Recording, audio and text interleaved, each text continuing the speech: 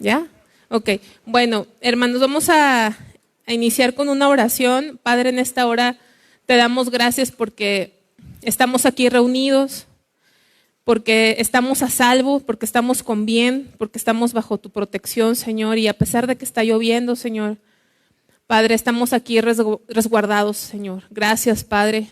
Te pido que tú nos ministres tu palabra, nos alimentes, Señor, con esta palabra tuya que tanto necesitamos, Señor. En el nombre de Jesús, amén. Yo les había pedido a alguien voluntario que nos explicara algo acerca de la línea de tiempo, cómo se miden los años. Entonces, tengo dos personas que van a pasar, gracias a Dios, en su, como decía mi papá, en su capacidad de síntesis, ¿verdad?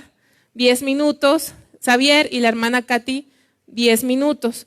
Pues como Xavier me mandó unas diapositivas ayer, le voy a dar, porque ya están listas, que empieces tú con 10 minutos. Él nos va a hablar acerca de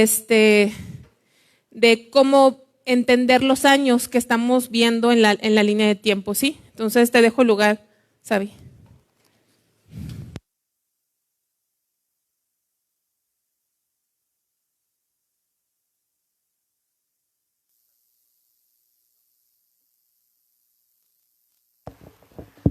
Ahí sí me escucho, ¿verdad? Ok, hermanos, pues así como lo menciona la hermana Carla, ¿no? Hemos estado viendo una línea de tiempo, ¿verdad? Hemos estado viendo una línea de tiempo a lo largo del estudio de estos libros del Antiguo Testamento, ¿verdad? Y básicamente a veces escuchamos, ¿no? Oye, 500, pero es más reciente que 1200 antes de Cristo y este tipo de cosas, ¿no? Y a lo mejor, digo, la gran mayoría lo ubicamos, pero habrá quien se pregunte, oye, pero ¿cómo es que 500 es más reciente que 1200 y aparentemente el año es mayor?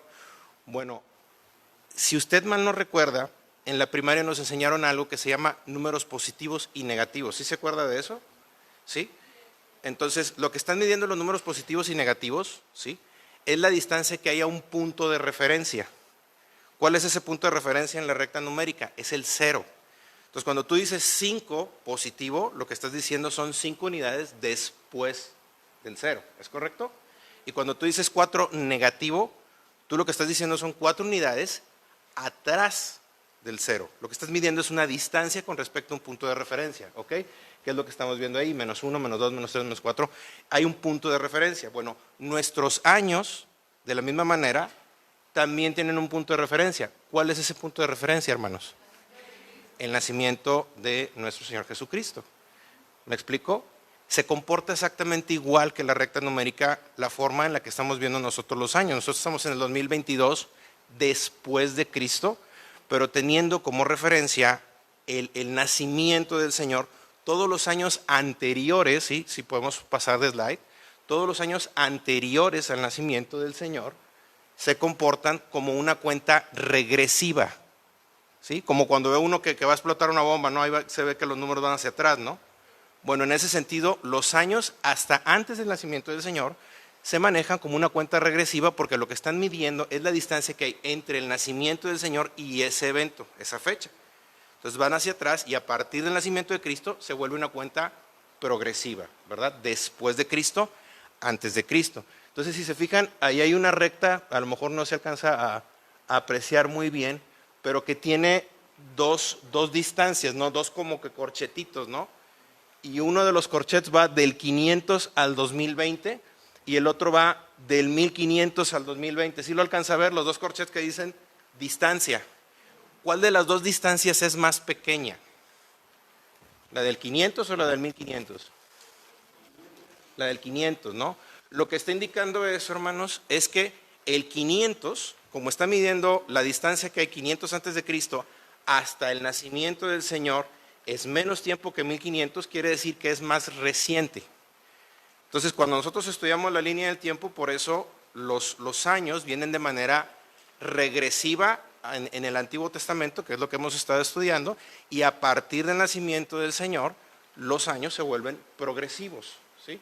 Entonces, precisamente por eso, cuando hablamos de 400 antes de Cristo es más reciente que, no sé, que 600 antes de Cristo, es porque la distancia que hay de nuestra fecha a ese punto es menor, ¿sí? Básicamente así es como se van contando los años, tomando el nacimiento del Señor como punto de referencia absoluto, ¿verdad? El Señor dividió la humanidad, dividió las eras, básicamente Él es nuestro parteaguas en todo sentido. Y pues básicamente esta es la explicación de cómo van aumentando y cómo va la progresión de los años a lo largo del tiempo. ¿No?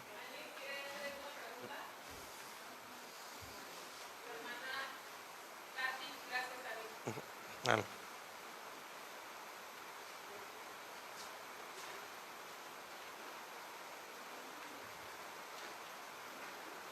Bueno, para empezar, discúlpenme, yo no soy matemática, ¿verdad? Yo se lo voy a explicar porque no lo entendí. Gracias al hermano también, ¿verdad? Que nos hace leer, ¿verdad? En forma, así, en forma, ¿verdad? Es matemática. Y tengo aquí, ¿verdad? Lo que es la línea del tiempo. Todos los procesos que se fueron dando, ¿verdad? Desde la creación. Sí, por favor. Todos los procesos que se fueron dando desde la creación, ¿verdad? Entonces, vemos cómo el Señor fue trabajando en cada uno de los tiempos y todo en su sabiduría. Vemos aquí, por ejemplo, los comienzos, ¿verdad? Que es lo que ustedes tienen en la hoja que nos dio Carla. La era patriarcal, ¿verdad? Que es Abraham y hasta la Torre de Babel, ¿verdad? Y ahí incluye también el libro de Job, que es lo que se considera la era patriarcal. En el 2165, como decía el hermano, va hacia abajo, ¿no? Hacia el punto que nos interesa a todos. Y a mí lo que me llamó mucho la atención es cómo el plan de Dios ha ido funcionando y ha ido trabajando, ¿verdad? Entonces aquí vemos también el éxodo, ¿verdad? El nacimiento de Moisés, que ustedes ya conocen ese hecho, ¿verdad? Y los libros que están ahí, también que se fueron dando en Josué, la conquista, que el Señor les había prometido esa tierra, ¿verdad? Y bueno, ya vemos lo que es jueces, la era de los jueces, Ruth, primera de Samuel, ¿verdad? Y ahí vemos cuál fue el último juez, cuál fue el juez más famoso, que realmente fue Sansón el más famoso, pero el último fue Samuel. Y vemos también el Reino Unido, ¿verdad? Cómo se dieron los acontecimientos, ¿verdad? Cómo a pesar de tantas luchas, David y todo eso se fue dando de una manera, dice Saúl, David y Salomón, ¿verdad? Con sus detalles cada uno, ¿verdad? Entonces, ahí vemos también cuando Saúl comienza su reino, le sigue David y le sucede Salomón, que el reino de Salomón fue un reino de paz, ¿verdad? Porque eso es lo que quiere decir el nombre. Y vemos también, fíjense, a mí me llamó mucho la atención esta parte, ¿verdad? Como en esta parte cuando el reino se divide, fue cuando el Señor mandó más profetas. El Señor, y ahí lo pueden ver, el Señor tiene cuidado de nosotros, ¿verdad? Como tuvo cuidado de ellos, mandándoles profetas al arrepentimiento. A mí me llamó mucho la atención todo esto. O sea, como el Señor en todas las épocas, Él tenía cuidado de su pueblo, ¿verdad? Y aquí vemos primero en el reino dividido y luego en el reino, cuando se separa el reino y que empieza, cuando ya estaba a punto de suceder ese juicio que el Señor les había prometido, ¿verdad? Porque las promesas del Señor no solamente son cosas buenas, también es juicio, ¿verdad? Y viene también el fin del reino, ¿verdad? A través de Jeremías, que se le llamaba el profeta llorón, ¿verdad? Que estuvo exactamente en ese momento que el Señor trajo juicio, pero una de las cosas también que me llama la atención es cómo Jeremías estaba en Babilonia, Jeremías estaba en Jerusalén, Ezequiel estaba en Babilonia y Daniel también, ¿verdad? Que sabemos que se los llevó en 3 partes, ¿verdad? Entonces, aquí vemos cómo se va dando. Cada profeta les hablaba y lo que Dios les decía, pero ellos no tenían la Biblia como la tenemos nosotros.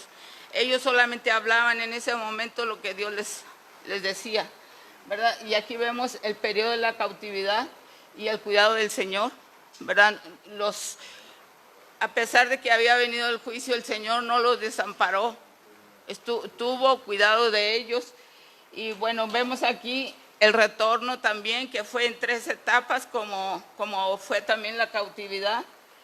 Y, ¿verdad? Hasta que viene el gobierno de Ciro, que es el gobierno persa, y el Señor les da la liberación, pero muchos de ellos se quedaron, no regresaron, ¿verdad? A través de estos tres hijos del Señor, Zorobabel, Esdras y Nehemías, ¿verdad? Que llegaron para la reconstrucción. Y bueno, ya sabemos que ya una vez que retornan y reconstruyen el templo, ¿verdad? Y hay un periodo también, lo que se llama el periodo de silencio, ya cuando se termina el Antiguo Testamento, que son 400 años, donde no hubo palabra del Señor, pero florecieron muchas religiones, ¿verdad? Aquí lo vemos hasta que ya viene el nacimiento de Cristo, ¿verdad? Y fíjense cómo todo esto apunta hacia el nacimiento de Cristo, hacia la venida del Mesías, ¿verdad? Y bueno, ya el Señor ya vino, ¿verdad? Hace más de 2000 años. Y entonces, ¿qué nos queda? Estamos esperando ya la próxima venida, pero también el juicio, otro juicio, ¿verdad? Porque el juicio puede ser, las promesas del Señor puede ser liberación o puede ser juicio. La liberación para nosotros que hemos creído en Él, pero juicio para los impíos, y lo pueden ver a través del Antiguo Testamento, ¿verdad? Cómo el Señor les hablaba del juicio que había de venir, y ellos no lo creían, y como vemos aquí, les mandó profeta tras profeta, pero el Señor cumplió. Tal vez nosotros no queremos creer, pero la palabra del Señor siempre cumple. Y esto fue lo que yo vi, o sea, ¿verdad? A lo mejor que con muchos errores, pero algo que me llamó la atención es eso, la fidelidad del Señor. O sea, el respaldo que hace el Señor a los suyos, ¿verdad? Eso fue lo que en sí. Hermana. ¿Alguien quiere preguntar algo? ¿No? Gracias. De nada.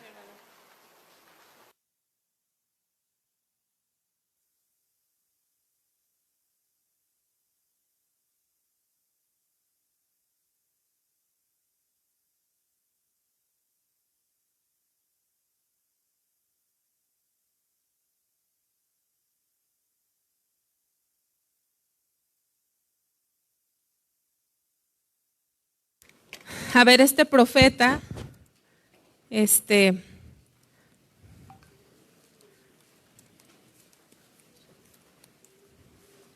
Habacuc. Sí tienen el Habacuc, ¿verdad? ¿Es el que tienen o les di Sofonías? Habacuc, ok.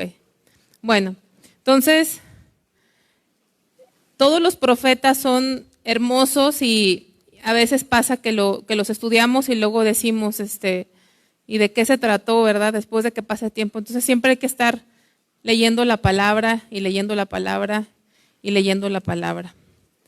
Es que no puedo abrir por alguna razón aquí ya. Entonces, el título de Habacuc dice que, como todos los profetas menores, si se han dado cuenta, el título del libro es el nombre de quien escribió el libro. Y se conoce que el nombre de Habacuc, ¿alguien sabe qué significa? Uno que abraza o abrazar. Abrazar como con Z, ¿verdad? Abrazar de dar un abrazo, ¿sí? De dar un abrazo, abrazar.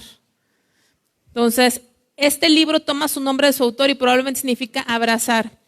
Autor y fecha. No sabemos prácticamente nada acerca de este profeta. Si se fijan, de los profetas menores es realmente muy poco o nada lo que sabemos de ellos, porque lo importante era el mensaje que Dios tenía a través de ellos. Fue quizá el último de los profetas menores que escribió para el reino del sur antes de la cautividad babilónica en el 606, al igual que Miqueas fue el último de los profetas para el reino del norte antes de la cautividad asiria. Entonces, Habacuc fue de los últimos profetas antes de que Babilonia atacara. Obviamente estuvo Jeremías fue también parte de eso, pero Habacuc fue muy cercano al tiempo de la cautividad de Babilonia.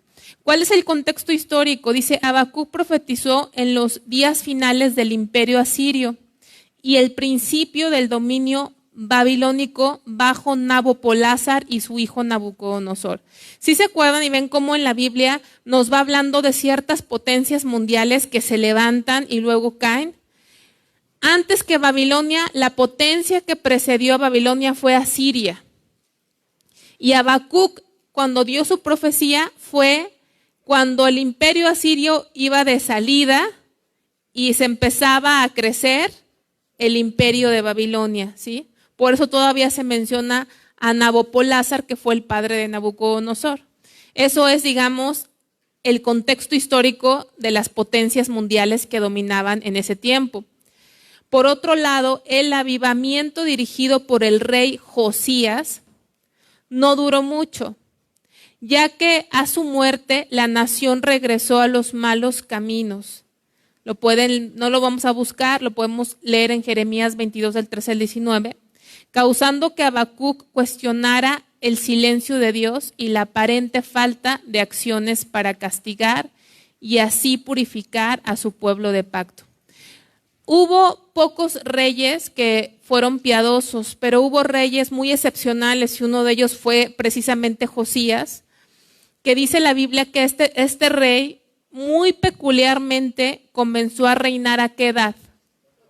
A los 8 años, ¿verdad? Entonces fue un rey muy peculiar porque empezó a reinar a los 8 años y porque el Señor, él venía de las generaciones anteriores a él, habían sido reyes tremendamente perversos y era un tiempo de total extravío.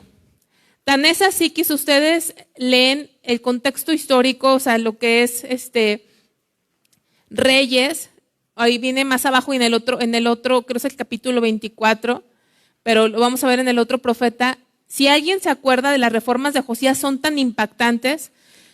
¿Cómo empieza?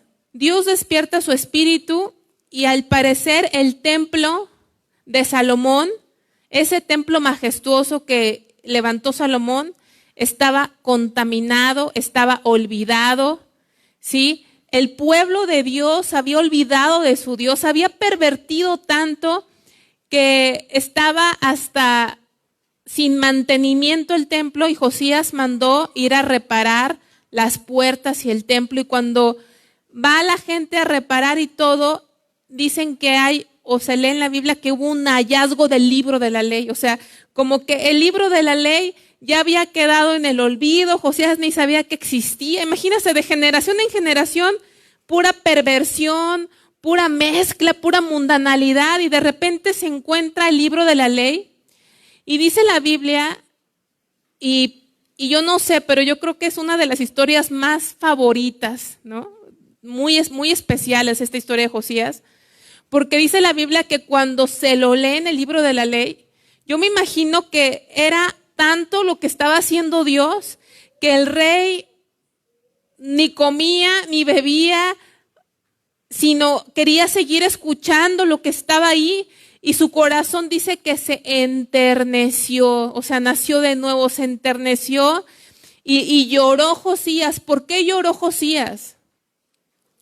Porque para él se contristó su corazón de saber que todo lo que se hacía en el pueblo, todo lo que hacía y lo que él vivía era contrario a lo que Dios había mandado y eso le dio un golpe y fue un impacto tremendo en su corazón.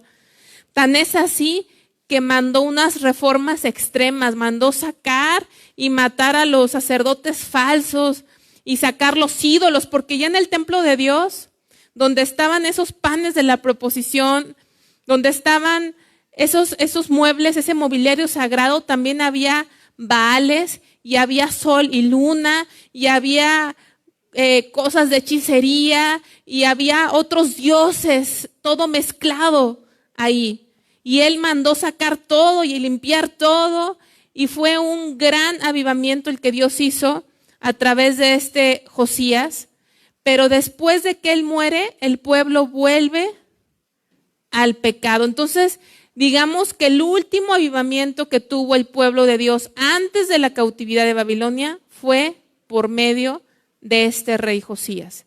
Entonces, más o menos este era el contexto en el que estaba viviendo Judá. O sea, un pueblo que ya estaba totalmente pervertido. Y en ese contexto, este profeta Habacuc, que significa abrazar o uno que abraza, en este contexto, este libro de 3 capítulos es un diálogo de Habacuc con Dios.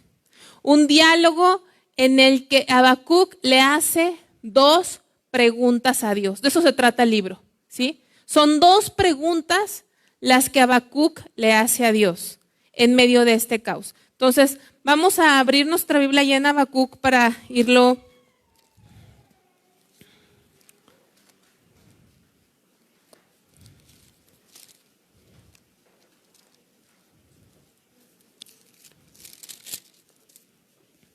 Dice el capítulo 1, versículo 1, la profecía que vio el profeta Habacuc.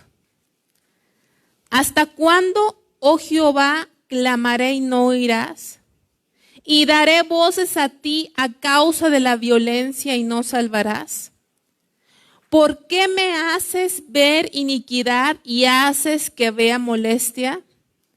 Destrucción y violencia están delante de mí, y pleito y contienda se levantan. Por lo cual la ley es debilitada y el juicio no sale según la verdad.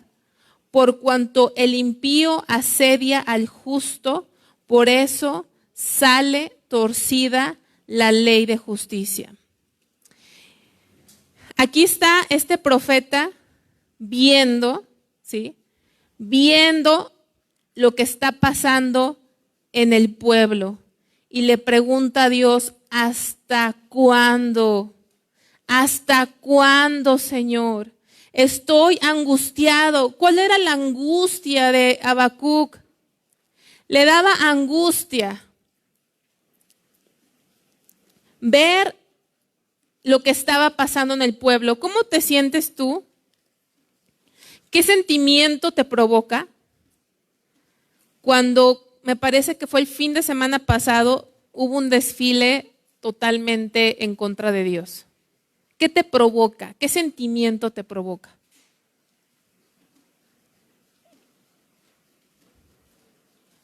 Y fíjate, por un lado vemos ese desfile, ¿no? La gente ya totalmente sin pudor, rebelándose a Dios. Vas a las tiendas y ves a la gente, o vas en la combi o en la calle. Hermano, dime cuánta gente no ves tatuada tremendamente, ¿no?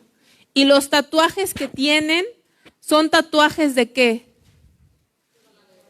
De calaveras, de estrellas, reptiles, cosas muy feas, ¿no? Prendes, a lo mejor, ya no sé si ven la tele o el celular, ¿y qué ves? ¿Qué hay? Aunque tú ves las noticias, ¿qué escuchas? ¿Cómo? Crímenes, chismes, violencia, violaciones, feminicidios, la guerra, ¿verdad? Estamos en guerra. La gente peleando por los derechos, ¿no? de las personas que no viven de acuerdo al modelo de Dios que Dios estableció como hombre y mujer, o como familias de acuerdo al modelo que Dios estableció.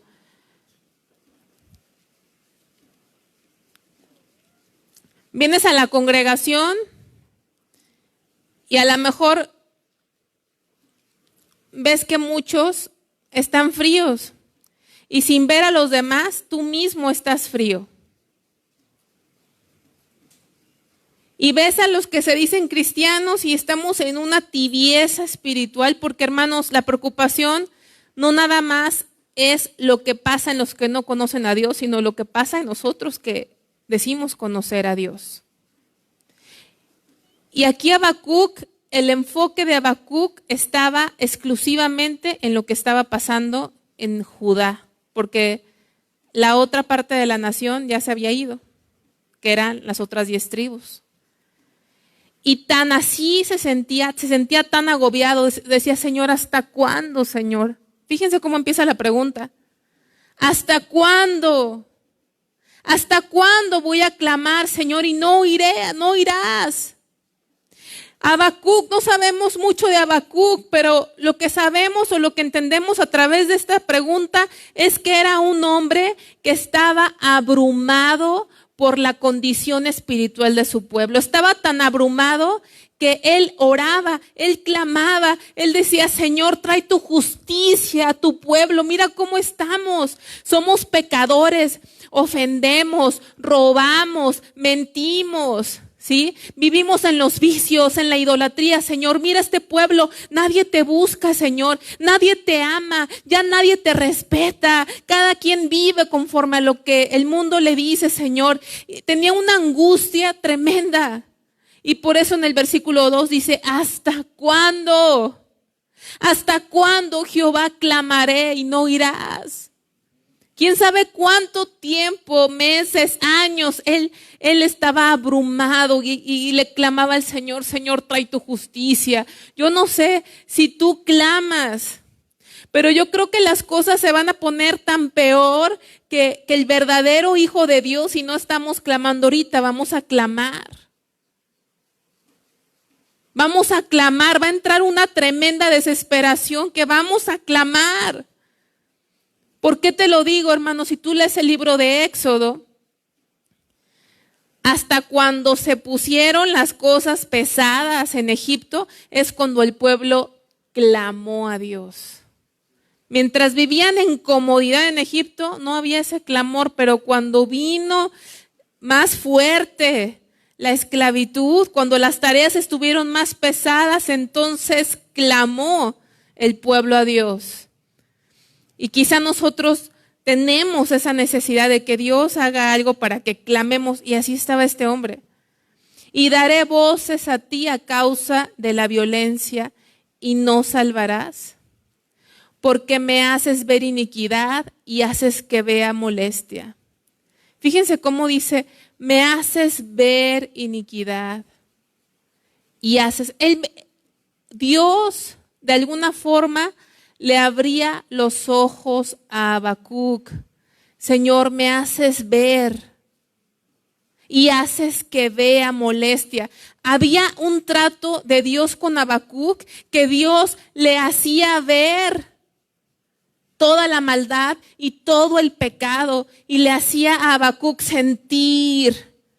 Habacuc estaba sintiendo algo de lo que Dios sentía. Dios lo hizo ver. ¡Qué tremendo! Su clamor venía de que Dios le había puesto su sentir de Dios en su corazón, porque fíjate, dice, me haces ver. No era que él anduviera buscando, Dios lo hacía ver la situación y el pecado. Y dice, destrucción y violencia están delante de mí, pleito y contienda se levantan. Por lo cual la ley, o sea, la ley de Dios es debilitada, o sea, no es tomada en cuenta, ya no rige la ley de Dios en el pueblo. Y el juicio no sale según verdad, por cuanto el impío asedia al justo, por eso sale torcida la justicia. Entonces, aquí en su hoja vemos, dice, el profeta se angustió y se quejó. Se quejó con Dios. ¿Hasta cuándo? Acerca de la terrible violencia, iniquidad, robo, contienda, injusticia que había en Judá. Y van a escribir en esa línea, van a escribir esto.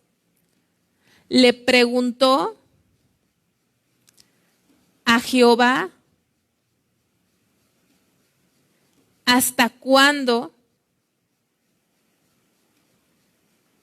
permitiría que quedaran sin castigo? Ahí está parafraseado, ¿verdad? Le preguntó a Jehová, ¿hasta cuándo permitiría que quedaran sin castigo?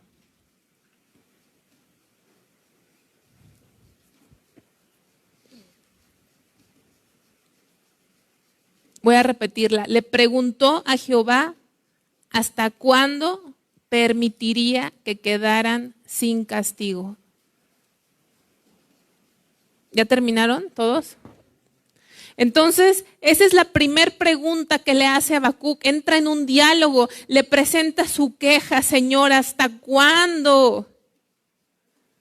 Habacuc tenía un corazón como el corazón de Dios. Hermano, te voy a decir por qué. Porque generalmente nosotros, cuando clamamos, eso a veces cuando ya nos llegó a nosotros, ¿sí? ¿No han escuchado un dicho que dice de que llore alguien en mi casa? Pues que mejor lloren en la tuya, ¿no? O sea, mientras en mi casa no haya muerto, no hay problema. Mientras en mi casa no haya problemas, no hay problema. Generalmente cuando ya clamamos, cuando lloramos, cuando nos quejamos, es cuando ya la maldad te mató un hijo, te secuestró a un papá, le robaron a tu esposa, violaron a un hijo, una hija tuya. Entonces ya ahora sí clamas y gritas porque ya te llegó a ti. Pero Habacuc no era que le hubiera llegado a él en una afectación personal, sino que Dios le hacía ver, le revelaba y le hacía sentir el corazón de Dios, y Habacuc le daba tremenda dolor, tristeza, ver cómo se ofendía el nombre de Dios, cómo se profanaba el nombre de Dios, cómo el pueblo que decía ser pueblo de Dios vivía totalmente opuesto a la ley de Dios. Y entonces aquí le dice, Señor, ¿hasta cuándo? ¿Hasta cuándo? Porque aparentemente el pueblo vivía y nada pasaba. Y nada pasaba, y nada pasaba. Y nosotros ahorita vemos tanta maldad y no pasa nada, hermanos. Va a venir un día, y cuando ese día venga ya no va a haber vuelta atrás, y ese día es el día de Jehová. Y entonces esa es la primera pregunta que le hace. Así empieza este libro. Dios pone su carga en el corazón de Habacuc. Dios le hizo ver. No venía de él, no provenía de Habacuc. Dios le hizo ver. Y entonces él presenta esta pregunta delante de Dios. ¿Qué le contesta a Dios? ¿Cuál es la respuesta? Dice en el 5, mirad entre las naciones y ved y asombraos, porque haré una obra en vuestros días, que aun cuando se os contare, no la creeréis. Porque he aquí, yo levanto a los caldeos, nación cruel y presurosa, que camina por la anchura de la tierra para poseer las moradas ajenas. Le contesta Dios. ¿Qué fue la respuesta de Dios? Dice ahí en su párrafo, van a escribir, la respuesta de Dios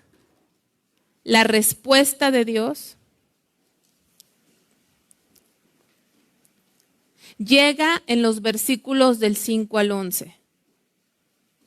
La respuesta de Dios llega en los versículos del 5 al 11. ¿Y cuál fue la respuesta? Punto y seguido van a escribir, Él levantará al ejército caldeo, que es el babilónico, es lo mismo. Él levantará al ejército caldeo para castigar a Judá.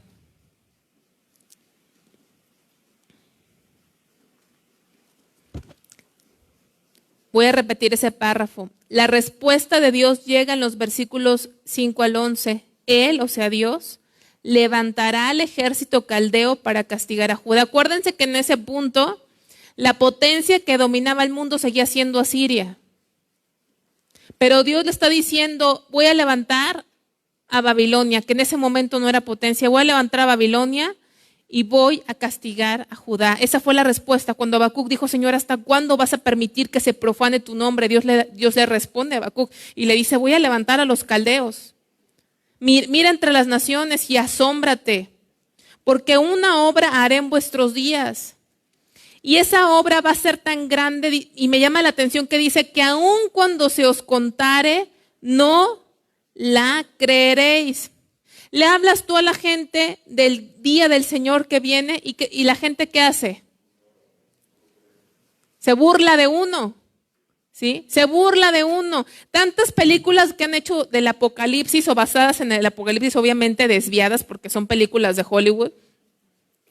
La gente empieza a tener una fascinación con eso, pero una fascinación que disminuye en ellos cualquier preocupación, se les hace como eso, como una película. Y aquí, cuando se contaba lo que iba a pasar con el pueblo de Dios, la gente decía, pero no, ¿cómo va a pasar eso? Es imposible que pase. Babilonia ni siquiera es potencia y a nosotros siempre nuestro Dios nos ha ayudado. Nosotros somos el pueblo especial de Dios. A nosotros nunca nada nos puede suceder. Y dice en el versículo 6, porque he aquí yo levanto a los caldeos, a esa nación que aún no era potencia, pero que era famosa por ser cruel y presurosa, que camina por la anchura de la tierra para poseer las moradas ajenas. Formidable es y terrible. De ella misma procede su justicia y su dignidad. Sus caballos serán más ligeros que leopardos y más feroces que lobos nocturnos, y sus jinetes se multiplicarán. Vendrán de lejos sus jinetes y volarán como águilas que se apresuran a devorar. Toda ella vendrá a la presa. ¿Quién iba a ser la presa? Judá. Dice versículo 9, gracias. Toda ella vendrá a la presa. El terror va delante de ella y recogerá cautivos como arena. Escarnecerá a los reyes y a los príncipes hará burla. Reirá de toda fortaleza y levantará terraplén y la tomará. Luego pasará como el huracán y ofenderá atribuyendo su fuerza hacia Dios. Hacia su Dios.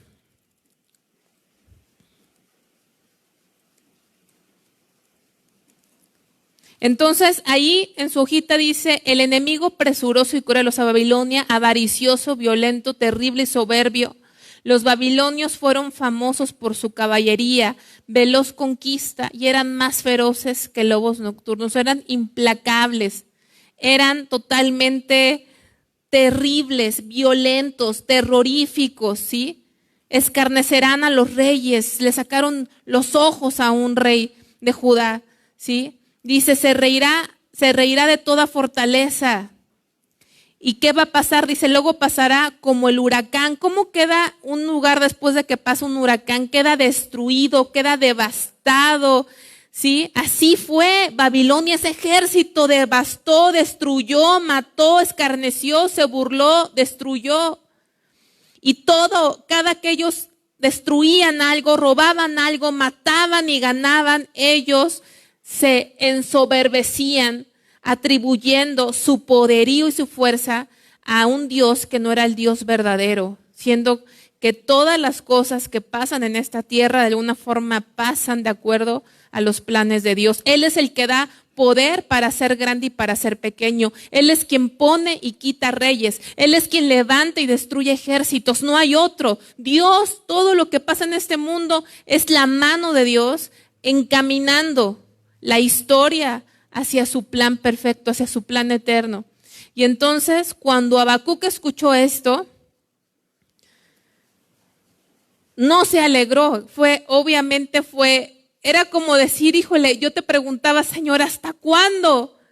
Pero cuando Dios le dijo, ¿sabes qué? Va a pasar esto, va a venir este juicio. Así voy a tratar con mi pueblo, va a ser destruido, va a sufrir, va a ser llevado cautivo. Va a ser devastado, va a haber sangre, va a haber muerte, va a haber cautividad. Y le dice, ¿de qué nación? Entonces Habacuc ahora le hace otra pregunta. Versículo 12. ¿No eres tú desde el principio, Jehová, Dios mío, santo mío? no moriremos. Oh Jehová, para juicio lo pusiste, y tú, oh roca, lo fundaste para castigar. Muy limpio eres de ojos para ver el mal, ni puedes ver el agravio. ¿Por qué ves a los menospreciadores y callas cuando destruye el impío al más justo que él? Y callas cuando destruye el impío al más justo que él. Cuando cuando Dios le revela su plan de castigo, de juicio a Habacuc se inquieta, se angustia, no entiende, queda perplejo de lo que Dios va a hacer, porque hay una pregunta que le sale del fondo de su corazón a Habacuc. Y él se pregunta, ¿cómo puedes usar a una nación que es más perversa que tu pueblo para destruir a tu pueblo? ¿Cómo Dios, tú le vas a dar fuerza, porque Babilonia todavía no era la potencia mundial, iba rumbo a ser, pero cómo tú puedes darle prosperidad a una nación tan pagana, porque eran peor que el pueblo, era un pueblo impío, soberbio? Ya vimos que sus triunfos se los adjudicaban a su Dios falso. Y en la mente de Habacuc era, no entiendo cómo tú, que eres un Dios santo, que eres un Dios perfecto, que eres un Dios que no te agradas de la maldad, que no te agradas del agravio a tu santidad, vas a usar a una nación tan pecadora, a una nación tan blasfema en contra de ti, le vas a dar fuerza, le vas a dar capacidad militar, le vas a dar la prosperidad y le vas a dar el poderío para venir a lastimar a tu pueblo. Señor, no entiendo por qué vas a usar y vas a engrandecer a una nación peor que Judá para venir a destruir a tu nación, a corregir a tu pueblo. No lo entiendo. Esa era la segunda pregunta. Entonces, el libro de Habacuc empezó con una pregunta: ¿hasta cuándo, Señor? ¿Sí? ¿Hasta cuándo? Y Dios le contesta el plan: voy a llevar a Babilonia y van a destruir tremendamente al pueblo. Y entonces viene la segunda pregunta. Y la pregunta es, ahí van a poner en el párrafo, dice: cuando Habacuc escuchó esto, quedó muy preocupado, y su agitación fue lo que provocó es lo que van a escribir, lo que provocó la segunda pregunta. Y su agitación fue lo que provocó la segunda pregunta. ¿Cómo podemos parafrasear esa segunda pregunta? Van a escribir: ¿cómo podía Dios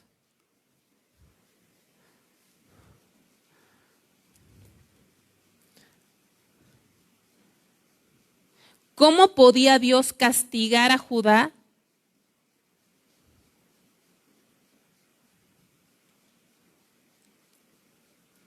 por medio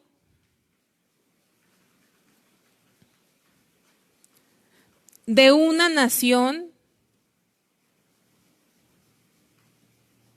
Voy a repetir: ¿cómo podía Dios castigar a Judá por medio de una nación que era peor que ellos? De una nación que era peor que ellos. Voy a repetir la pregunta: ¿cómo podía Dios castigar a Judá por medio de una nación que era peor que ellos? O sea, se refería a Babilonia. Así él, o sea, Habacuc, argumenta con Dios basándose en su conocimiento de que Dios es muy puro de ojos como para ver el mal, ni puede ver el agravio. Y sin duda los babilonios eran malos y agraviantes, eran perversos, era una nación perversa, idólatra. Sin embargo, lo que no entendía en ese momento Habacuc era que el agravio de Judá era mayor, debido a que los judíos estaban pecando a pesar de tener más luz. Nosotros a veces nos impresionamos por la gente que no quiere nada con Dios. Qué malos, qué pecadores, y nos asustamos, hermanos. Pero la Biblia dice, horrorizaos cielos.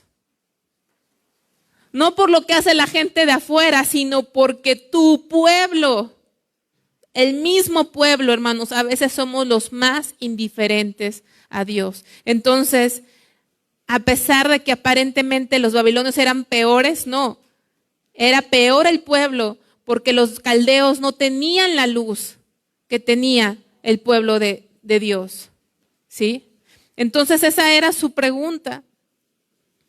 Y dice en el versículo 14, y haces que sean los hombres como los peces del mar, como reptiles que no tienen quien los gobierne.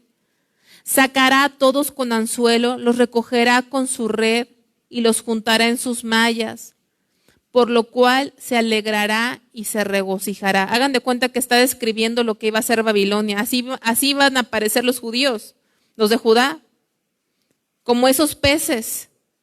Así los iba a recoger y los iba a juntar en sus mallas y se iba a ir contento Babilonia por toda esa cautividad. Versículo 16, por esto hará sacrificios a su red. Por esto hará sacrificios a su red. ¿Qué quiere decir esto? Que el rey de Babilonia, los babilonios, los caldeos, ofrecían sacrificios, o sea, adoraban a su red. En lugar de saber que ese poderío venía de Dios, el hombre sin Dios es un hombre animal, es un hombre que no tiene la mente de Cristo. Y entonces ellos le atribuyen sus triunfos a cosas que no tienen poder. Por eso dice, por eso hará sacrificios a su red y ofrecerá sahumerios a sus mallas. Con doble L, no vayan a pensar que los mayas de allá cuando van a Cancún, a Quintana Roo, ¿verdad? Mallas, o sea, redes también. Porque con ellas engordó su porción y engrasó su comida. Vaciará por eso su red y no tendrá piedad de aniquilar naciones continuamente. O sea, era un pueblo que no se satisfacía. ¿Saben que hay pueblos, a lo mejor como parecido al perfil del presidente de Rusia, parecido a Hitler, parecido a ciertas personas que no se sacian de conquistar? Así era Babilonia. Conquistaban una nación y querían ir por otra. Es una adrenalina, un deseo, un hambre de poder. Aunque muera gente, aunque en tu propia nación haya muertos, haya caídos, no te importa, los tomas como animales con tal de ir a conquistar más. Y así describe Habacuc a esta nación de Babilonia. Entonces, Habacuc, el siguiente párrafo en su hojita, Habacuc trata de recordarle a Dios, entre comillas, recordarle, ¿verdad? Cuán malos eran los caldeos y cómo no les importaba en lo absoluto la vida. Porque mataban a la gente como si fueran peces o reptiles, sin ningún remordimiento de conciencia. Sus tácticas de guerra eran desalmadas. El profeta se preguntaba cómo podría Dios usar una potencia mundial tan perversa en contra de su pueblo indefenso. Además, el profeta añadió que los caldeos atribuían sus victorias a su poderío militar, o sea, a sus redes, y no al Dios verdadero. O sea, le dice, Señor, ¿cómo vas a usar a ellos? Les encanta matar gente, les encanta derramar sangre. Para ellos el valor de la vida no existe. Cada hombre que muere es como si fuera un pez, una ouija, o ¿cómo se llaman esos que tienen la cola larga? Lagartijas, gracias, lagartijas, ¿sí? Se le hacía como un polvo, ¿sí? Y Habacuc le dice todas estas cosas a Dios. Dijo, y aparte ellos creen que es su propio poderío, sus propias estrategias las que les dan las victorias y nunca te atribuyen a ti, Dios, sus victorias. Esta fue la segunda queja o pregunta de Habacuc con Dios.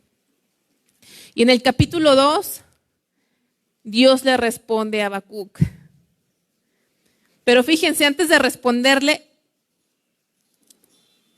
capítulo 2, versículo 1. No sabemos mucho de Habacuc, pero este versículo podemos entender algo que había en Habacuc. Dice Habacuc: sobre mi guarda estaré, y sobre la fortaleza afirmaré el pie, y velaré para ver lo que se me dirá y qué he de responder tocante a mi queja. Cuando Habacuc le dice todo esto a Dios: Señor, ¿cómo vas a usar a esta nación tan perversa para destruir a tu pueblo?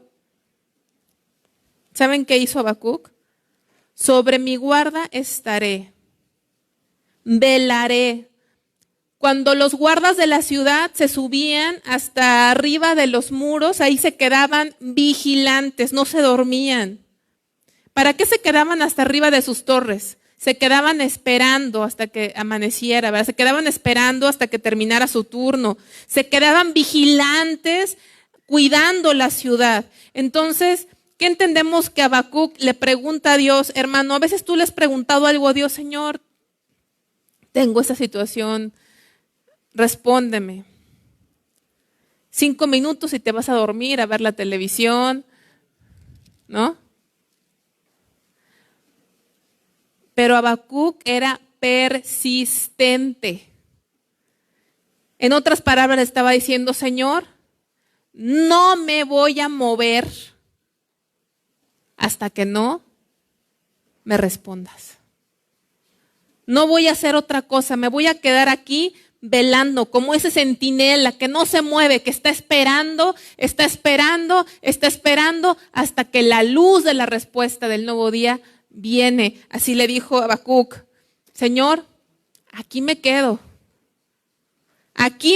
no me voy a mover, Señor, no me voy a mover, me voy a subir a mi torre y aquí me voy a plantar hasta que tú me respondas, Señor.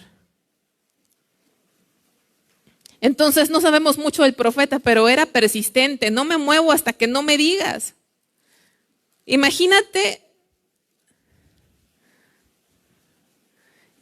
que un día en el trabajo tu jefe te diga, porque te pida algo, y que te diga: no me muevo de aquí hasta que no acabes lo que te pedí. Pero es tu jefe, ¿no? Pero él: Señor, no me puedo mover hasta que tú no me respondas, ¿sí? Entonces, Habacuc, ahí en su hojita dice: Habacuc se retiró para estar velando como guardia, a esperar la respuesta de Dios.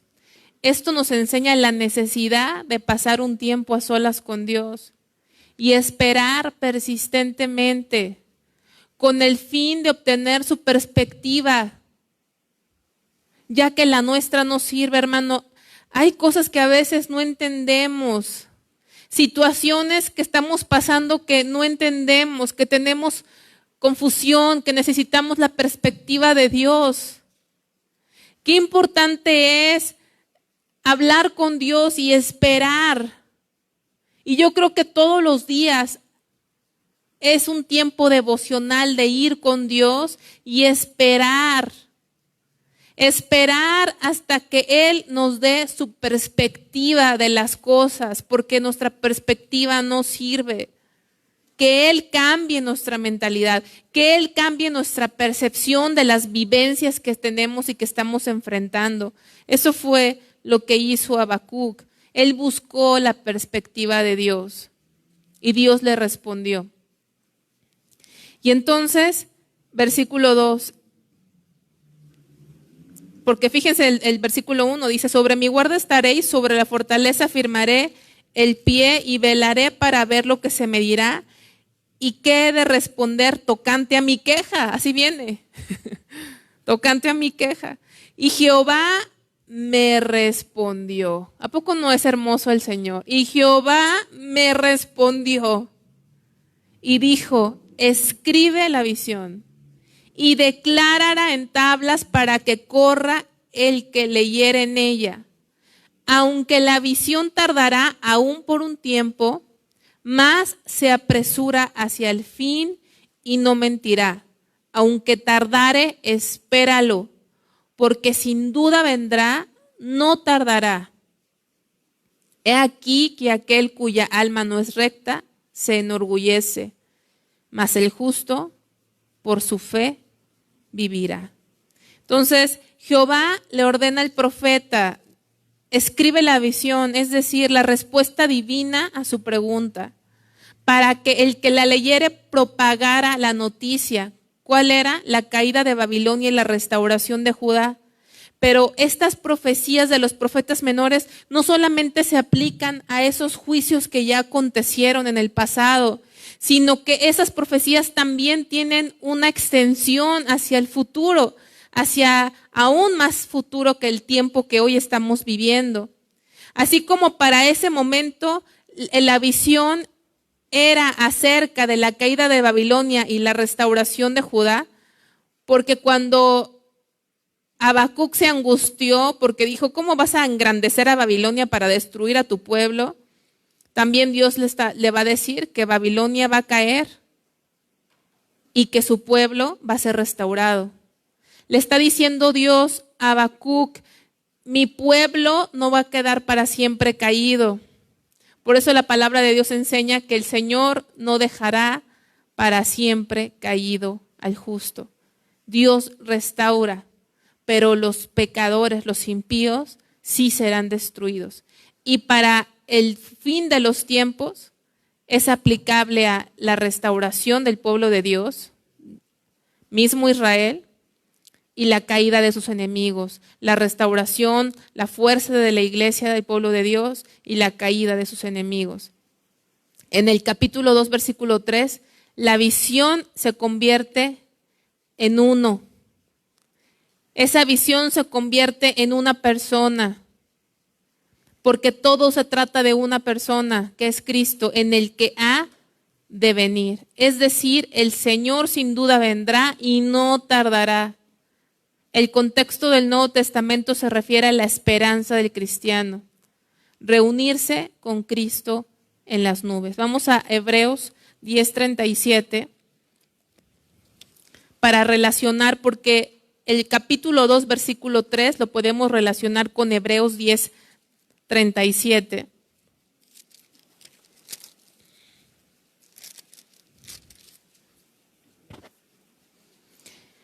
Porque aún un poquito, y el que ha de venir vendrá y no tardará. Y el versículo 38, ya que estamos ahí, dice, mas el justo por la fe, vivirá por fe. Y si retrocediere, no agradará a mi alma. Pero nosotros no somos de los que retroceden para perdición, sino de los que tienen fe para preservación del alma. Entonces, aquí la visión es de uno. Ese que dice, porque aún un poquito, y el que ha de venir vendrá y no tardará. Es lo mismo que habla aquí, espéralo, vendrá, no tardará, el Señor vendrá. Sí, se cumplió para ellos en su restauración. Y se volverá a cumplir en tiempos futuros en la restauración total del pueblo de Israel y para nosotros como su iglesia también cuando el Señor venga por nosotros. Entonces, los soberbios caldeos morirán. Sí, los soberbios caldeos morirán. Ellos eran soberbios tremendamente, dice el versículo 4, he aquí que aquel cuya alma no es recta se enorgullece. Ellos se creían autosuficientes. Los soberbios caldeos morirían, pero el remanente de Israel viviría por fe. Y no solo aplica a los caldeos, sino a todos los hombres y mujeres de todos los tiempos que confían en sí mismos. Todos los hombres y mujeres que confían en sus propias redes, que confían en su propio poder militar. Los hombres y mujeres que confían en sus propias capacidades. Es que yo soy bien inteligente, es que yo soy bien estratega, es que yo soy bien movido, es que yo soy bien bueno para todo. No, hermanos, esa es una soberbia. Nosotros no vivimos porque tengamos una capacidad, sino por nuestra confianza en Dios, en nuestra dependencia en Dios. Dios no le agradan los soberbios. ¿Y quiénes son los soberbios? Aquellos que confían en sí mismos. El versículo 4c se menciona 3 veces en el Nuevo Testamento. ¿A cuál me estoy refiriendo? El justo por su fe vivirá. Ese versículo está 3 veces en el Nuevo Testamento. No lo busquen, ahí están las referencias. Está en Romanos 1:17, está en Gálatas 3:11 y lo acabamos de leer en Hebreos 10:38. Se podría parafrasear así: el justificado por la fe vivirá. Porque justo no hay uno. Si somos justos es porque Él nos ha hecho justos, porque Dios nos ha justificado, porque el Cristo nos ha revestido de sus justicias. El justificado, el que ha sido hecho justo por la sangre de Cristo, por la fe vivirá. La fe no es un acto de una sola vez, sino es una manera de vivir. El creyente verdadero, quien ha sido declarado justo por Dios, perseverará en la fe. Por eso acabamos de leer en Hebreos que nosotros no somos quienes, ¿qué decía? De los que retroceden, ¿sí? Pase lo que pase en nuestras vidas, hermanos. Pase lo que pase en nuestras vidas. El verdadero creyente no va a irse atrás, va a perseverar en la fe del Hijo de Dios, porque esa fe no es de nosotros, sino es un don que Dios le dio a aquellos a quienes Él eligió desde antes de la fundación del mundo. Dios le dijo a Habacuc: confía en mí, es lo que le está diciendo a Habacuc: confía en mí, Habacuc. Pase lo que pase, confía en mí. ¿Sí? Nos enfocamos en quién es Dios, no nos enfocamos en lo que Dios hace, porque a veces no entendemos lo que Dios hace, no entendemos los designios de Dios. No hay un ser humano en esta tierra que entienda completamente los designios de Dios, hermano. ¿Cómo vamos a entender? Por más que busquemos a Dios, ¿cómo vamos a entender? Su mente es inescrutable, los designios de Dios son inescrutables. Pero no nos enfocamos en entender lo que Él hace, sino en conocer quién es Dios. Y es lo que le está diciendo Habacuc. Dios, Habacuc, confía en mí. No tenemos por qué enfocarnos en los eventos que vemos, sino en quién es Dios, que Él es fiel y verdadero y Él es justo. Entonces pon tu fe en mí, mas el justo por su fe vivirá. La fe en Dios, la fe en quién es Él, la fe de Cristo. Y aquí viene después una lista de 5 ayes. Ya saben que en la Biblia esos ayes son de ay, como cuando te duele, ay, de que algo, de un lamento, de un dolor, de una consecuencia. Y hay 5 ayes en estos siguientes versículos de los pecados. Y viene número 1, capítulo 2, versículo del 5 al 8. Dice: también el que es dado al vino es traicionero, hombre soberbio, que no permanecerá, ensanchó como el Seol su alma, y es como la muerte que no se saciará. Antes reunió para sí todas las gentes y juntó para sí todos los pueblos. No han de levantar todos estos refrán sobre él y sarcasmos contra él. Dirán: ay del que multiplicó lo que no era suyo. ¿Hasta cuándo había de acumular sobre sí prenda tras prenda? ¿Hasta qué versículo es? Hasta el 8. No se levantarán de repente tus deudores y se despertarán los que te harán temblar y serás despojo para ellos. Por cuanto tú has despojado a muchas naciones, todos los otros pueblos te despojarán a causa de la sangre de los hombres y de los robos de la tierra, de las ciudades y de todos los que habitan en ellas. Son ayes para los caldeos, pero también para todos los injustos. Y lo que van a poner ahí, el primer ay es su apetito insaciable de conquista. Ay del que multiplicó lo que no era suyo. Ay del que multiplicó lo que no era suyo. apetito insaciable de conquista. Por eso ahí dice en el 6, ay del que multiplicó lo que no era suyo, ¿hasta cuándo había de acumular sobre sí prenda tras prenda? ¿Cuánta gente lo vemos, ¿no? En nuestro país, los políticos y mucha gente que está en lugares de autoridad, de eminencia, no tienen fondo, roban y acumulan cosa tras cosa, y Dios está viendo cada una de estas decisiones que ellos toman a costa de las personas necesitadas. Y aquí está diciendo, ay, apetito insaciable de conquista, de dinero, de prosperidad, no llenan. Número 2, del versículo 9 al 11 dice, ay del que codicia injusta ganancia para su casa, para poner en alto su nido, para escaparse del poder del mal.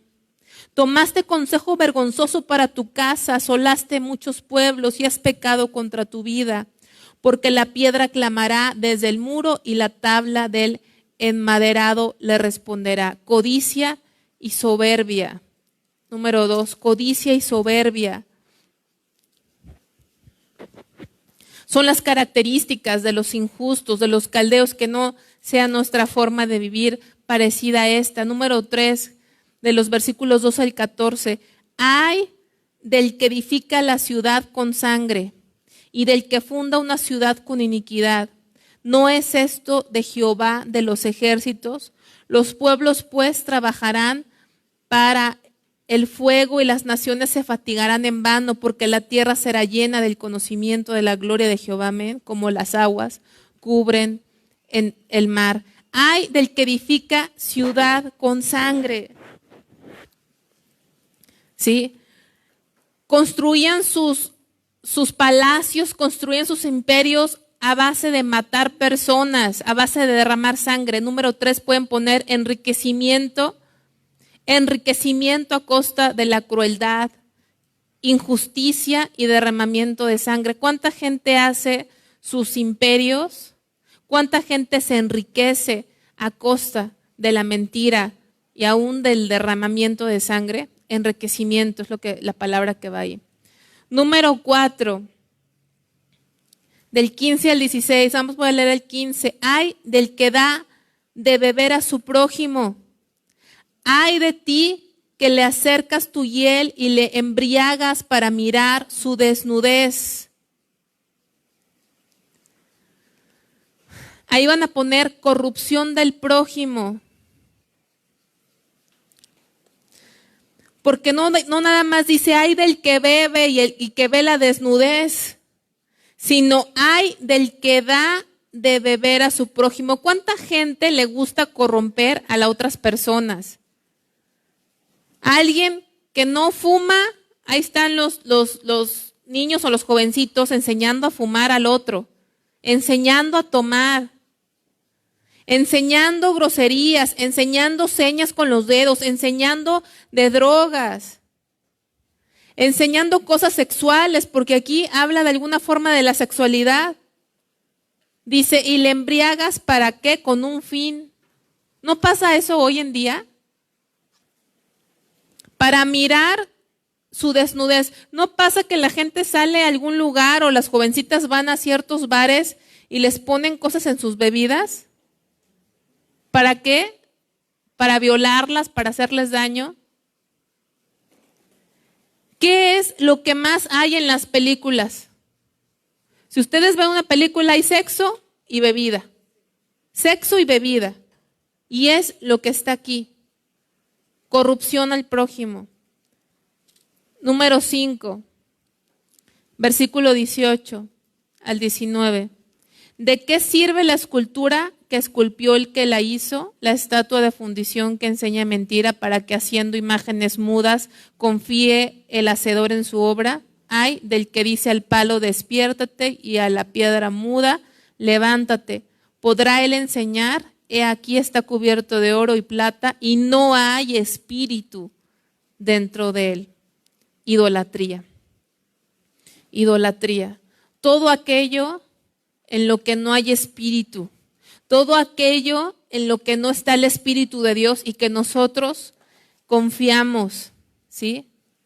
Aquello en lo que nosotros ponemos nuestra estimación, aquello en lo que ponemos primer lugar, aquello de lo que nosotros queremos aprender. Dice, ¿de qué sirve la escultura que esculpió el que la hizo?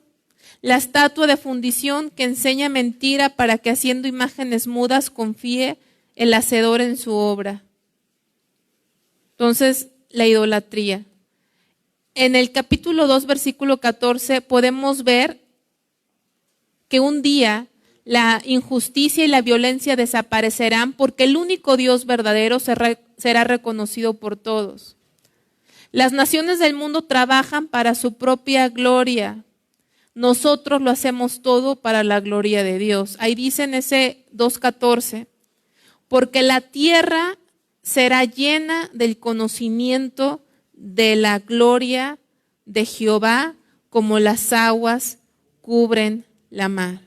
Si vemos un contraste, una diferencia entre la exaltación egoísta de los caldeos y Dios que prometió que un día, ¿sí?, los caldeos se querían exaltar, ¿sí? Y es lo que muchas naciones quieren. Las naciones quieren conquistar imperios, quieren hacer alianzas, ¿no? Hay tantas alianzas en el mundo donde las naciones se alían o se hacen alianzas para tener poder, para cuidarse, para protegerse. Y Babilonia actuaba así. Él quería ser dueño, quería llenar la tierra, ¿sí? Babilonia quería llenar la tierra con su nombre, quería engrandecer su nombre a costa de lo que fuera. Algo como lo que hizo Hitler. Hitler quería conquistar el mundo, empezó a conquistar una nación, se pasó a otra, se pasó a otra. Soñaba con un imperio mundial, soñaba con él ser la cabeza de ese imperio mundial. Y así ha habido tantas personas que quieren engrandecer su nombre a costa de lo que sea. Pero eso es soberbia, esos esfuerzos son en vanos porque nadie lo va a lograr. Y a diferencia de todos esos que se han levantado, el 14 es una diferencia tremenda, un contraste tremenda, porque nadie lo ha logrado. Pero Dios dice aquí que un día la tierra será llena del conocimiento de la gloria de Jehová. ¿A qué extensión? Como las aguas cubren la mar. ¿Cómo cubren las aguas el mar? El mar está cubierto de aguas a plenitud. No hay una parte del mar que tú digas, no, esta le falta agua, ese es un mar sin agua. No, el mar está lleno de agua. Así, hermanos, toda la tierra, de extremo en extremo, un día, en un futuro no tan lejano, la tierra va a estar lleno del conocimiento de la gloria de Jehová. Y esa es nuestra esperanza. Y contrasta con lo que hoy vemos. Muchos quieren levantar su nombre, su nación, pero un día el Señor va a llenar la tierra del conocimiento de su gloria. A diferencia del silencio de los ídolos, el gobernante supremo, o sea, nuestro Dios, el verdadero Rey de reyes, Señor de señores, el gobernante supremo de todo lo que existe, ordena a toda la tierra que guarde silencio delante de él, ya que nadie es independiente de Dios y él debe ser adorado en completa sumisión y humildad. Callamos en reconocimiento a su soberanía y poderío y no podemos cuestionar sus juicios. Si ustedes ven ahí a Habacuc, donde estamos leyendo el capítulo 2, dice en el versículo 19, ay del que dice al palo, despiértate. Y a la piedra, ¿cómo le dice a la piedra qué? Muda, porque los ídolos no hablan. Pero hay otro contraste, versículo 20, mas Jehová está en su santo templo. Él no es mudo, pero nosotros callemos delante de él. Toda la tierra, porque él va a ejecutar sus designios y sus juicios. Y vamos a terminar con el capítulo 3. Habacuc es reanimado después de este diálogo que tuvo con el Señor, que básicamente fueron 2 preguntas contestadas. Una, ¿hasta cuándo, Señor, este pueblo te va a ofender? Y cuando Dios le contesta que va a traer juicio a través de Babilonia, la segunda pregunta de él fue: ¿cómo esta nación la vas a exaltar si son peores que el pueblo? Y le explica a Dios que Babilonia en su tiempo va a caer y Dios va a restaurar a Israel. Es decir, que el castigo no va a durar para siempre. Y le dice por qué va a castigar Dios a los babilonios. Todos los pecados, y los pecados también no nada más de los caldeos, sino de todos los injustos, van ahí englobados. Y entonces hay un cambio tremendo en las palabras de Habacuc después de este diálogo con Dios. Capítulo 3, versículo 1, dice: oración del profeta Habacuc sobre Sigionot. ¿Qué diferencia? Fíjense, cuando hablamos con Dios, cómo cambia nuestra perspectiva. Oh Jehová, he oído tu palabra y temí. Señor, pero ¿cuándo? ¿Hasta cuándo, Señor? ¿Y por qué? Y no me voy a mover de aquí hasta que tú me contestes. Pero en ningún momento lo hizo con insolencia, en ningún momento lo hizo como en reto. Era un anhelo, era un deseo en su corazón puesto por Dios, de que Dios fuese glorificado, de entender los designios de Dios. Y Dios se agrada de un corazón que le busca tan genuinamente. Y entonces cuando Dios le responde, dice: Señor, he oído tu palabra y temí. Oh Jehová, aviva tu obra en medio de los tiempos. En medio de los tiempos, hazla conocer. En la ira, acuérdate de la misericordia. Ya sabía lo que iba a venir. Dios vendrá de Temán y el santo desde el monte de Parán. Su gloria cubrió los cielos y la tierra se llenó de su alabanza, y el resplandor fue como la luz, rayos brillantes salían de su mano, y allí estaba escondido su poder. Delante de su rostro iba mortandad, y a sus pies salían carbones encendidos. Se levantó y midió la tierra, miró e hizo temblar las gentes. Los montes antiguos fueron desmenuzados, los collados antiguos se humillaron. Sus caminos son eternos. Tuvo una visión de Cristo, una visión del día del Señor, de su poderío, del día que el Señor ponga todas las cosas y sus juicios, porque dice: se levantó y midió la tierra. ¿Quién puede medir la tierra más que Él? Es el que domina, el que mide, el que juzga con justicia.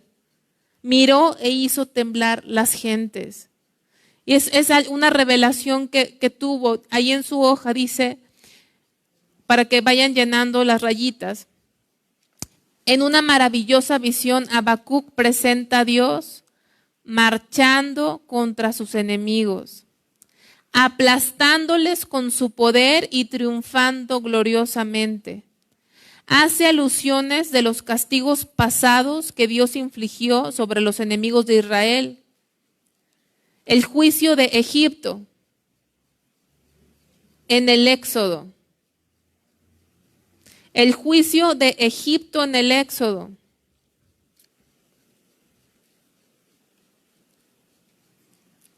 Las naciones que se opusieron a Israel en su camino a la tierra prometida, y las naciones que Josué tuvo que expulsar de Canaán. Voy a repetir ese último dos renglones. El juicio de Egipto en el Éxodo. Las naciones que se opusieron a Israel en su camino a la tierra prometida, y las naciones que Josué tuvo que expulsar de Canaán. Ahí empieza a hablar de todo, de las victorias pasadas, de cómo el Señor salía a defender a su pueblo, a luchar por su pueblo. Empezó a hablar toda esta visión, Habacuc, dice, se resalta el poder de Dios manifestado en los ríos, el mar, los montes. Dice en el versículo 8, ¿te airaste, oh Jehová, contra los ríos? ¿Contra los ríos te airaste? ¿Fue tu ira contra el mar cuando montaste en tus caballos y en tus carros de victoria? ¿Se descubrió enteramente tu arco? Los juramentos a las tribus fueron palabra segura, hendiste la tierra con ríos. Dice en el 11, el sol y la luna se pararon en su lugar. A la luz de tus saetas anduvieron y al resplandor de tu fulgente lanza. Entonces ahí vemos en el versículo 11, se refiere al conocido evento de Gabaón en el que el Señor detuvo el movimiento de rotación para favorecer a Josué en la batalla. ¿Se acuerdan que no se oscureció? En 24 horas, en un día completo, hubo luz. Vemos a Dios atravesando el universo para socorrer a su pueblo y destruir a sus enemigos.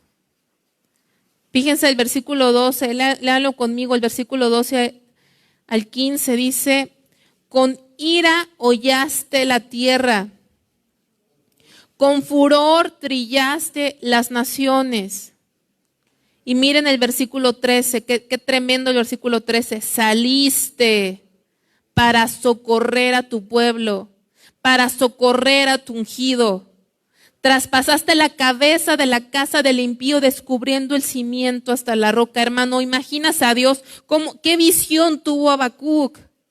En cada guerra, en cada lucha, en cada situación, el Dios que está en su santo templo, lo visualizó así. Habacuc, saliste de tu santo templo, saliste de tu trono, se levantó el Rey poderoso, atravesaste el universo y la tierra para socorrer a tu ungido, para proteger a tu pueblo. Hermano, qué tremendo es nuestro Dios. Cuando tú y yo estamos en una situación difícil, el Señor sale para socorrerte a ti y a mí. Esa visión tuvo Habacuc, saliste para socorrer a tu pueblo, para socorrer a tu ungido. Ese es el Dios que Habacuc está viendo. Versículo 14, horadaste con sus propios dardos las cabezas de sus guerreros, con sus propias armas, que como tempestad acometieron para dispersarme, cuyo regocijo era como para devorar al pobre encubiertamente. Caminaste en el mar con tus caballos sobre la mole de grandes aguas, haciendo alusión a lo que pasó en el Mar Rojo cuando las aguas fueron divididas. Así tuvo esta visión Habacuc. Tú lees Éxodo y ves cómo puso Moisés la vara y se abrió el mar y el pueblo pasó en seco y se levantaron del lado izquierdo y lado derecho, se levantaron las aguas como pared y pasó el pueblo en seco. Pero Habacuc, a ese hecho histórico, Dios le da esta visión, porque Habacuc no solamente vio al pueblo caminando, pasando solo, sino que él vio algo más allá. Versículo 15, ¿qué vio Habacuc? Vio al mismo Dios caminando con su pueblo, con sus caballos, con sus ejércitos. Los caballos son símbolo de poder. El Señor, cuando levantó y abrió ese mar, el mismo Dios pasó con su pueblo en seco. Es lo que está viendo y diciendo Habacuc. Es la visión que Dios le dio a Habacuc. Y él está pasmado de esta visión. Está pasmado del poderío de Dios. Sabe lo que va a venir, pero Dios se manifiesta y le dice: Habacuc, confía en mí. Yo soy poderoso. Mi gloria cubre los cielos. Mi tierra está llena de la alabanza. Yo soy Dios, el que abrí ese mar, el que pasé en seco con mi pueblo, el que dejo mi trono y salgo a proteger a mi pueblo. Yo soy ese Dios. Es la visión que está viendo aquí Habacuc. Cuando el profeta oyó de los invasores babilonios, tembló y quedó devastado, pero al mismo tiempo fortalecido, porque Dios ya le había hablado. Ahí, perdón, creo que me salté algo. dice un párrafo anterior, vemos a Dios atravesando el universo para socorrer a su pueblo y destruir a sus enemigos.